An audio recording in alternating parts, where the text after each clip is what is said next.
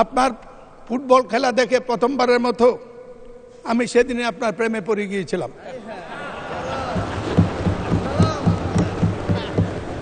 এই দেশটা যদি বাংলাদেশ বা পাকিস্তান না হতো, আপনার জন্ম যদি ইউরোপে হতো, তা আপনার তুলনা হতো আজকে পেলে এবং এই পর্যায়ের খেলোয়াড়ের সাথে।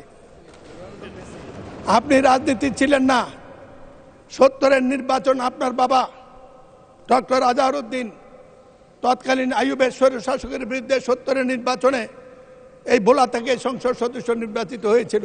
পুরনো স্মৃতির কারণে এবং মোহামেডান ক্লাবের কর্মকর্তা হিসাবে আপনাকে নিয়ে প্রথম রাজনৈতিক নেতাদের কাছে যাওয়ার পরে আমাকে সেদিন অভিনন্দন জানিয়েছিল, এই রত্ন তুমি কোথায় পেলে।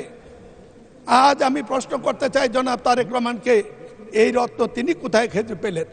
আপনাকে অভিনন্দন। আপনার নেতৃত্বে এই সংসদ দুর্ভাগায় জাতির সকল সমস্যার সমাধানে বিরাট ভূমিকা রাখবে।